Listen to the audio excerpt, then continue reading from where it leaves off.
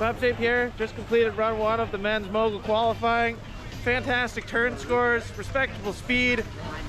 Unfortunately, he's really going to get docked for those air scores. You know, most of the other athletes were seeing double corks and cork 10s. That's the biggest gap. Back fulls.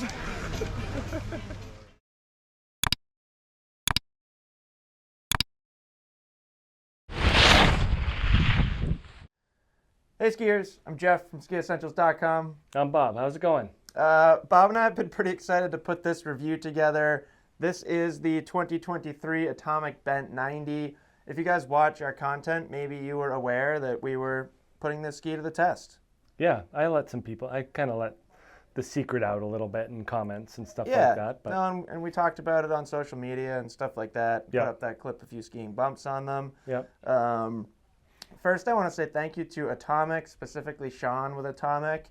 When we did that Bent and Ben Chetler kind of line preview video, specifically this ski kind of stood out to us. And we got in touch with Atomic and then with Sean directly and said, it could be really cool if instead of testing one ski with demo bindings on it, if we took two pairs of these, two pairs of bindings, and kind of demonstrated the different things you can do with them. yeah, because like even though we ski a lot together, we're two very different skiers. That choose different things. Yeah, different size, different preferences. So usually one demo ski for both of us isn't the best way to get everything. So I think there's more to the story with this ski. Yeah, absolutely. So thank you to Atomic for making that happen, and I think it'll be valuable to you guys watching this video as we go through it. And that was kind of something that came up in the Bent 110 review. Right. You know, we skied the same ski, they're I guess two different lengths, but we were kind of going back and forth with a demo ski. And if you haven't watched that video, that was kind of unique in the sense that, like, I really liked it. That's a ski that I would love to own. Probably not a ski that you're going to own. Right. I would fit into, I think, stiffer 110-ish skis. Yeah. Where this Bent 90, on the other hand, right. And I think we mentioned this in that line preview video, there is a huge range of applications for this ski. Yep. And a very, very broad appeal. Yeah, definitely. And it's $499. Right. I think the price point is definitely something to talk about. Yep. So before we get into our individual unique experiences on these skis, let's just kind of summarize construction and shape and stuff like that. If you've watched that preview video, you already know this stuff, but for those that haven't, let's talk about the ski. It's basically the same exact build as the Bent 100, what is now the Bent 100, what has historically been called the Ben Chetler 100. So we get a poplar wood core, tip to tail poplar, pretty straightforward. You get that little window in the ski, so you can see that it's just a simple wood core. Simple poplar wood core in there. We get their Duracap construction, so kind of a blend of a little bit of vertical sidewall underfoot, but everywhere in the ski there's at least some kind of wrap over cap construction.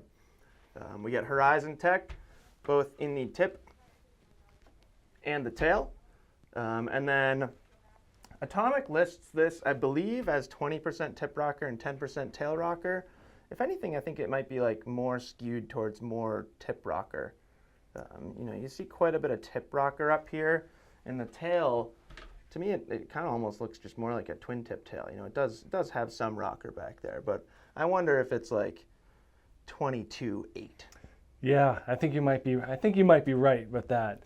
And I think that similar to the 100, the bigger story than the rocker is the camber underfoot, which really gives the ski its energy. So, yep. I mean, you got your brakes pretty clasped in there pretty well right now, but you know, with the 100 as well as this 90, you can definitely feel that nice camber underfoot providing the energy. Yep.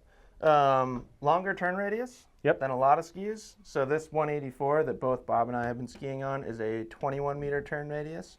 And you were kind of talking briefly about camber and flex pattern there. They have just a very energetic, kind of snappy flex pattern. Yep. Very, very fun flex pattern. But aside from that, that's about it. Yeah, there's not like a magic ingredient to this ski or some like futuristic detail that they're putting in. No, exactly. Yeah, they're relying on, you know, the tried and true construction of the Bent 100, Bent Chetler 100, and just making it a more, I think, well-rounded shape for more skiers. Yep. Absolutely. Yeah. So, Bob, if you want to put your ski up there real quick, Bob and I both got a pair of these skis, and we do own these. We're going to continue to ski on them more and more. They sent us a Strive 14 and a Strive 16 binding. We did a best 2 out of 3 coin flip. I was victorious. I won the first one, and I came right back. I could have sworn those 16s were mine. But Bob won the coin flip on the binding decision, so you got the Strive 16. And I thought we would talk about your experience first. I wanted to put these bindings up here, or these skis up here next to each other, so you could see the difference in our desired mount points. Yep. So you got a Strive 16, and tell us a little bit about where you chose to mount them, what you've been using them for, and what you like most about them. Yeah, I'm an on-the-line guy for mounting. I'm sure that comes through in our videos and content. I don't like to overthink it. I have a pair of 100s as well, which I've mounted on the factory recommended line, and I almost feel like that's 1 or 2 centimeters too far forward. I did not get that same sense from this. So whereas I might, at some point move my 100 bindings back, I will do no such thing with this. The factory line works perfectly. Sweet. And I think it's just maybe a reduction of material that makes it a little bit easier to get around, edge to edge. And what is it? They got a -4 line on there. You can't read that on my skis No. anymore because my heel piece is Yeah, it goes to -4. on top of it. Okay. But yeah, basically this has become, my utility Mount Mansfield ski. Ski it with the kids, with the family. Bumps and trees is where I find myself. We kind of joke a lot that we don't get a whole lot of like personal ski days. We do a lot for work, which is great. But like when you get out there by yourself, you want to do what you like. So, starting with the moguls, we definitely have had, a few weeks here and there of really good skiing, and then we've had some melts and kind of back and forth. So you got to keep yourself interested.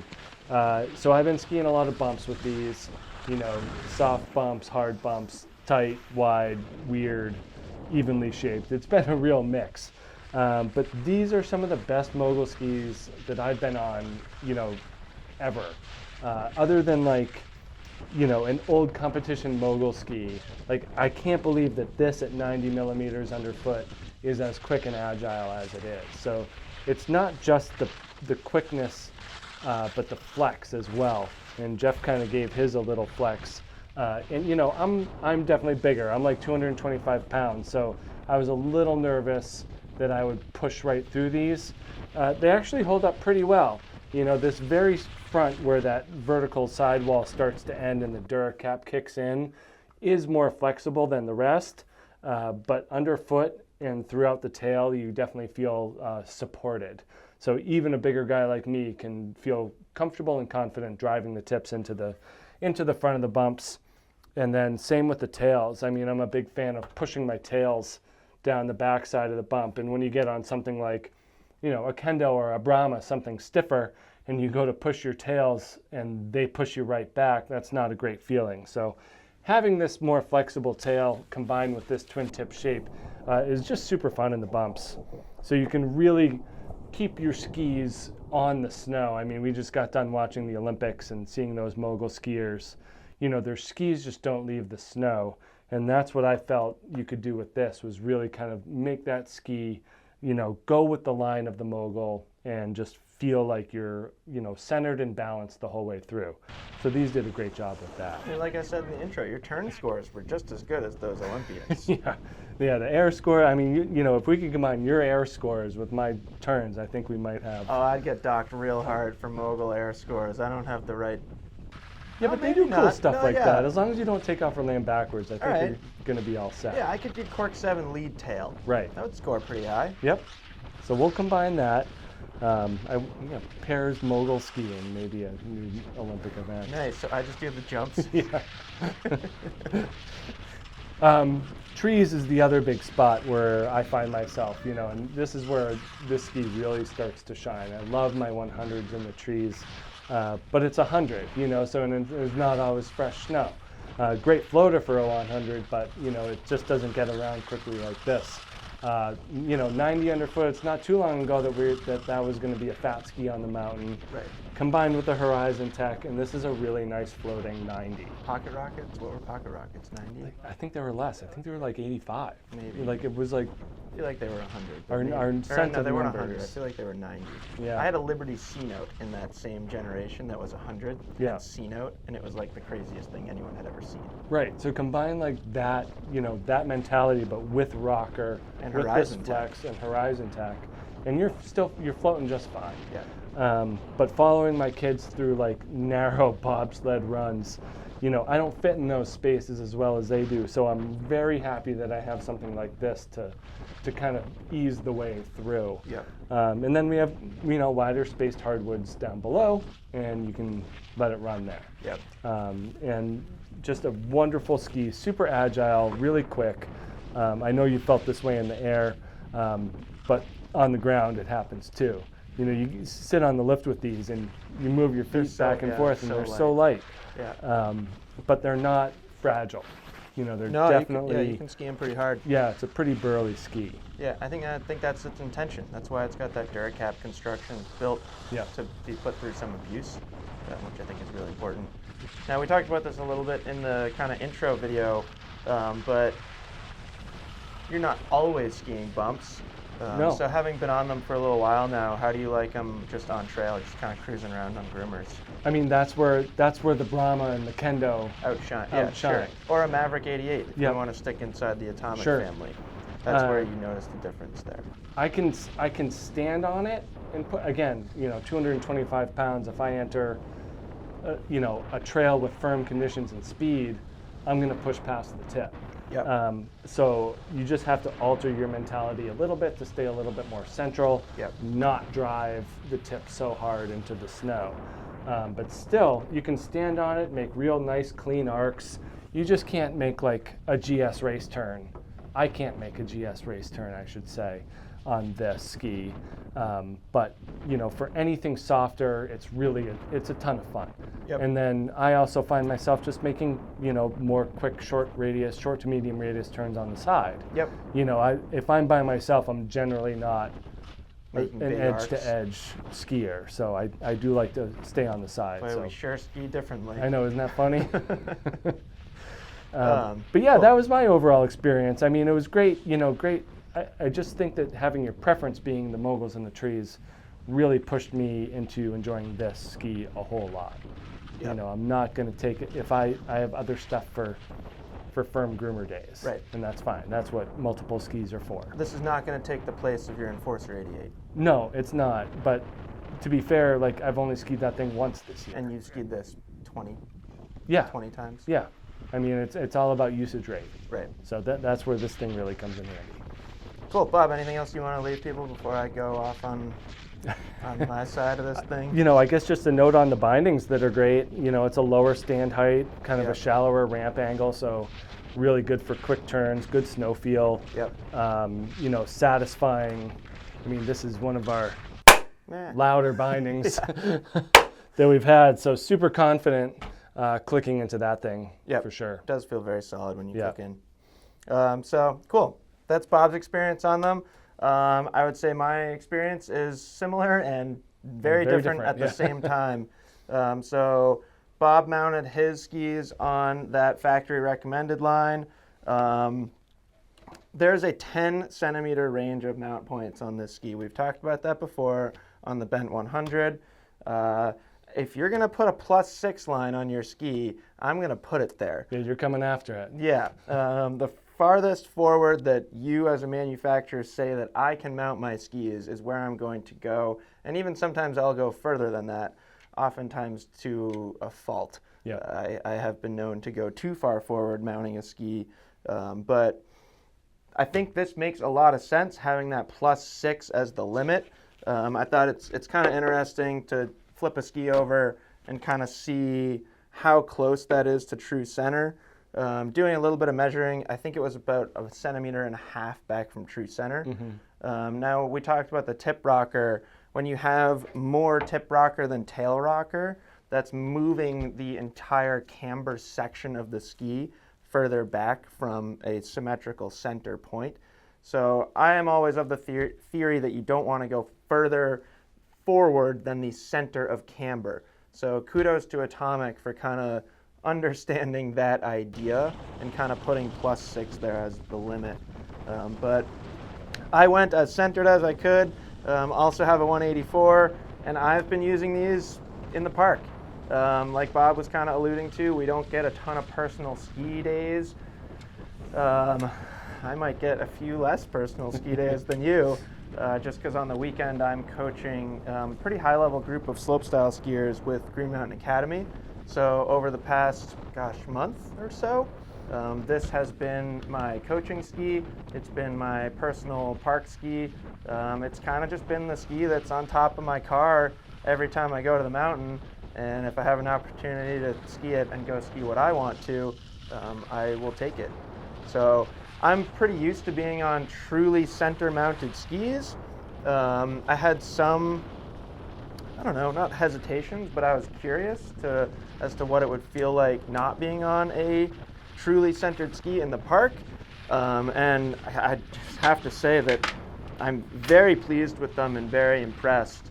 I've skied a lot of different park skis over the year, and even though this isn't like specifically designed to be a park ski, like everything that you just talked about, you didn't mention park once. Right. And there's going to be a ton of people that buy this ski and never ski park.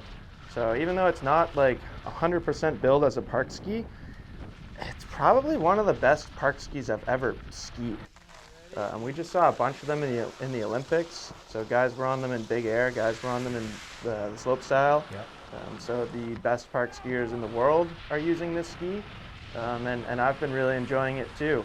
One of the things that I noticed, or probably the thing I noticed more than anything else, is just how light it is. I don't think I've ever owned a park ski that's this light, so it actually took a little bit of adjustment for me, probably more in the air than on rails, but there were a couple times when like I set a trick like I felt like I should, and like quickly realized that I was over rotating and had to like open up like crazy. But once I got used to the weight, I found that I'm 36 years old now. I'm not as quick as I used to be. I'm not as agile as I used to be. I'm not quite as fearless in the park as I used to be. Yeah. And as soon as I got used to having a lighter ski on my feet, it became a huge benefit for me. This past weekend, we were hiking rails with the kids I coach, and they're like 14, 15, and they were doing some pretty high-level techie tricks, and 36-year-old Jeff was keeping right up with them. So that was really, really fun for me, and I think it's a great park ski for a wide range of skiers too. I've been skiing the Soul Rider as my park ski for a long, long time. And we've had conversations about that ski before where it's a fantastic ski, but it's kind of on the demanding side. Like I typically didn't recommend it to like a beginner park skier. This, with the rocker and the Horizon Tech and how light it is, I don't care if you've never skied park in your life or if you're the best park skier in the world. It's going to work for that entire range. Yeah, big range. Which is really, really cool. A couple things that kind of stand out about it in the park. Makes switch spins a little easier having this Horizon Tech up here. So that's something that for me personally, the older I get, the less I want to catch a tip on a switch takeoff and feel unbalanced in the air. Pretty much any time that happens, I'll at least tweak something if I land a little bit wrong, or worst case scenario, land completely on your side. So this has made switch takeoffs for me a little bit more confident. I also think the Horizon Tech helps with just basically like any landing where you're not totally square. The ski has kind of some forgiveness to it. It doesn't wash out, but it doesn't like catch and then like make you feel uncomfortable. Yeah, I think we noticed it more in the 110. That Horizon Tech does have this kind of twisting ability. Yeah. Which is it's very much limited to the very front of the ski. Yeah. But that it does help in terms of just overall snow contact. Yeah. So now going this far forward, this has created just an awesome park ski for me. It is something that I'm going to continue to ski throughout the season. Going to have a blast on them. I'm going to do really try my hardest to keep them in good shape. Yeah. Which, if you're a park skier, you know that can be really challenging. At some point, I'll blow right through these things, and it'll be a very sad day. But I am going to try and keep them in good shape for the park throughout this season and next season. Going this far forward with a mount point, you are changing the ski quite a bit. Yeah. So when we had that in that preview video, we had skied the skis. We had met with Atomic and skied the entire line. We skied this just with a demo binding on it, I think on the factory recommended line. I might have moved it forward like 2 centimeters or something like that, but certainly not this far forward. On that ski, you were talking about GS turns. I felt like I could, I feel like if I got on yours in that mount point, I feel like I could still make it put down something pretty darn close to a GS turn. On these, and I wonder if it's like a similar feeling to you just being like bigger. I can't pressure this portion of the ski as much because there's just less ski in front of me. So that's something to keep in mind if you're choosing your mount point. If you want like really strong carving performance, you might not want to go this far forward. Similarly, when you move a binding forward, you're putting more ski behind you, which can make moguls and trees more challenging. Now, for whatever reason, it doesn't happen as much on this as it does on other skis that I've been on. Yeah, it's just an accessible tail, I think, that even if you put more of it out there. I think there's a couple things going on back there. Yeah. The straighter cut. Yep. So it's not like the ski is extending into like a big wide tail that can feel catchy. So you combine this kind of, I mean, look at it. Like on camera, that probably looks dead straight. Like it kind of does in person. And then you put that horizon tech on the tail, and it's kind of, there's some forgiveness to it. It will just wash around even with this much ski behind you. So that's something that's been really enjoyable for me, and kind of, is a big nod towards the fact that you can choose this and use it in the park, use it in the woods, use it in the trees, et cetera, et cetera, et cetera. Yeah. I don't think that's surprising because we've had that conversation with the 100 plenty of times before, and this is basically just a narrower 100. Right. But really nice reminder and super fun for me to be able to kind of enjoy that and benefit from that firsthand. Yeah. So awesome skis. I think between what Bob has done with his and what I have done with mine, there's 6 centimeters of there's a 6 centimeter range of mount points just in between what Bob did and what I did. Right. So if you're watching this video and you're thinking, oh, I'm not quite like Bob, I'm also not quite like Jeff, there's 6 centimeters of choice in there, 6 centimeters of customization, and 10 if you go further back from where you are. But I don't think really many people need to go further back. No, and I'm not sure who would do a -4. Yeah, I'm not on sure. This. I could see -2 maybe. Yeah. -4, just looking at where your heel piece is on that Right. ski, you're only going to have about a foot of ski behind you if you go 4 centimeters back from that. Right. So, kind of interesting, but I'm really excited to see what people do with this ski. I'm really excited to see who buys it, where they mount it, what they use it for, and their feedback. Yeah. And I am pretty darn confident that all the feedback is going to be positive. And just think about what we get on the 100. Like for years, like that's been a benchmark of a 100 millimeter playful all mountain ski that can do park, trees, woods, bumps, groomers. And I think that this just takes that to another level with being narrower, and personally I prefer narrower skis. Yeah. Like in a vacuum, all things being equal. Yeah. I prefer narrower skis because I like to make quicker and shorter turns. Would you think it's fair to say that this is now the benchmark 90 millimeter underfoot playful all mountain ski? I would put it right up there. Yeah, for sure. Yeah. I mean, there's other skis that are great too, but especially at the $499 price point. Yep. I was a little concerned that the 184 would be too short. That's kind of my big knock on ski, like twin tips, 90 and under twin tips that I like, is that they just don't make them long enough for me. Sure. But I didn't really feel that way. So if anyone's, maybe if you're 6'5" and 300 pounds, that's a different story. But, 6'2", 225, and this 184 is fine. Interestingly, I was worried for the opposite reason. Yep. 184 for me is kind of long for park. I used to ski 185s in the park all the time when I was, like I alluded to, more fearless and just a little bit probably better. I've since gone like 180 is usually where I max out. When they said 184 is all I could get, I was like, yeah, that's fine. And this is the length that I would choose. Right. I'm really glad that I've had the opportunity to ski this for a while, and hopefully that is beneficial to you guys too. That yeah, you don't be afraid to go with a length that's a little bit longer or weirdly shorter. No, and but I tell people about that with the 100. Right. You know, if you're in between a 180 and a 188, Go like, longer. hey, you know, it's a pretty light maneuverable Yeah. ski. You can size up. Yep. So, yeah, I think that'll follow through to this too. Yep. So awesome ski. Very, very happy with it. Bob, anything you want to leave them with? No, not really. Just a great utility ski for Yep. me. You know, everything I want to do is wrapped up in this one. Yep. I suppose the only thing we didn't really mention is touring. Yep. You could put a touring binding on here. You know, if Bob's description of skiing is more like you're a directional skier, you're probably not going to be skiing switch, or maybe you are. You could put a shift binding on there and just use it as kind of like an East Coast tree touring ski. Yep, up and down. Be a great ski for that. A lot of fun.